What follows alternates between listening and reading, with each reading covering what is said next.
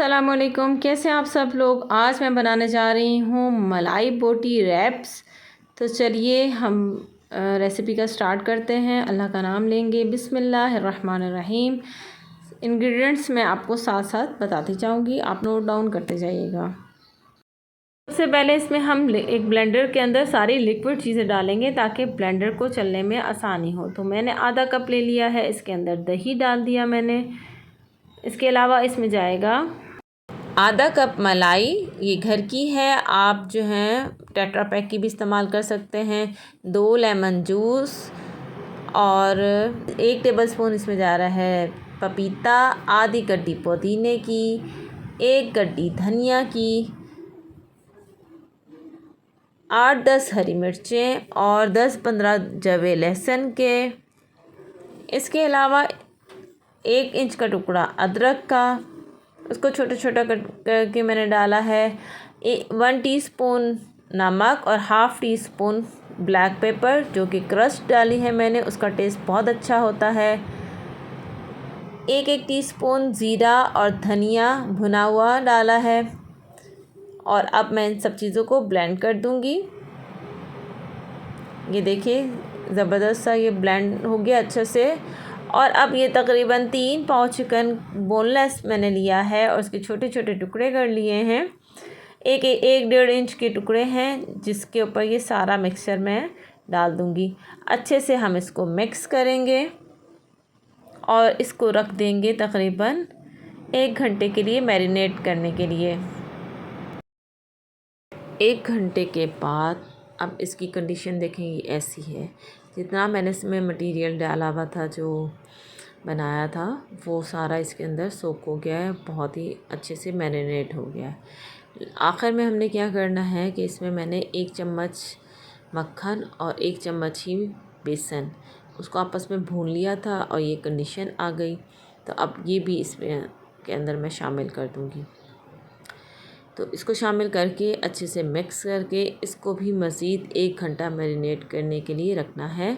और ये marination time जो है ना, दोनों टाइम, ये बहुत ही इम्पॉर्टेंट है मलाई बोटी बनाने के लिए।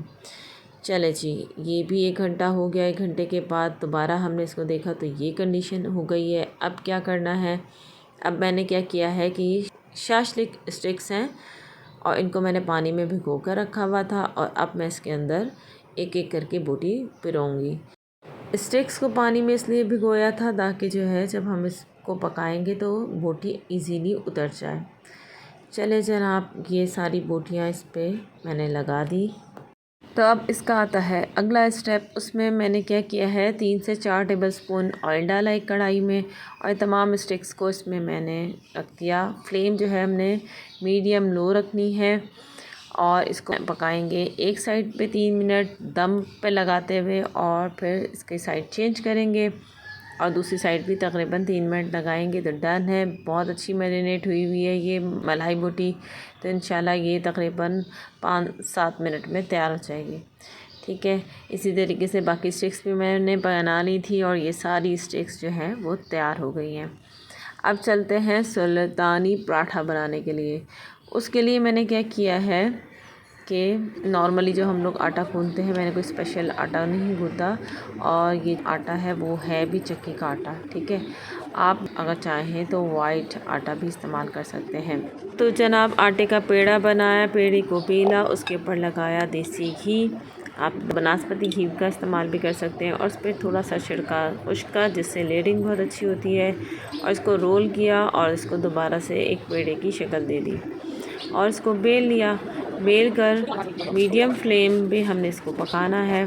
और इसकी ख़ासियत ये होती है, सिर्फ अंदर की साइड पे घी लगता है, बाहर की साइड पे घी नहीं लगता, क्योंकि सुल्तानी पराठे में सिर्फ अंदर की साइड पे थोड़ा घी लगता है, बाकी नहीं लगता है। तो बहुत ही जो डाइट कॉन्शियस है उनके लिए बहुत अच्छी रेसिपी है ये। उम्मीद है आप इसको ज़रूर फॉलो करेंगे। और यहाँ पर ये सुल्तानी पराठा तैयार हो गया। अब आते हैं इसकी लेयरिंग की तरफ। तो जनाब, सबसे पहले मैंने क्या किया है कि उस पर लगाया है, मैंने ग्रीन चटनी के साथ रायता बनाया था, रायता लगाया। उसके ऊपर मैंने सलाद की अपनी पसंद की चीज़ें डाली। आप इसमें अपनी पसंद की चीज़ें डाल सकते हैं, जैसे कि मैंने प्याज यहाँ पे स्किप कर दिया। ऊपर से लगाया मैंने सॉस और उसके ऊपर मैंने रख दिया है मलाई बोटी और इसको इस तरीके से रोल कर दिया। और अब आप मज़ेदार सा ये मलाई बोटी सुल्तानी पराठा के साथ मज़े लें और मुझे दुआओं में याद रखें। उम्मीद है आपको पिछली रेसिपी इसी तरीके से ये रेसिपी भी पसंद आई होगी। तो मुझे दुआओं में याद रखिएगा, अपना बहुत ख्याल रखिएगा। लाइक शेयर एंड सब्सक्राइब किए बगैर मत जाइएगा। अगली इसी तरह की कोई मज़ेदार सी वीडियो के साथ दोबारा हाज़िर होंगी। तब तक के लिए अल्लाह हाफ़िज़।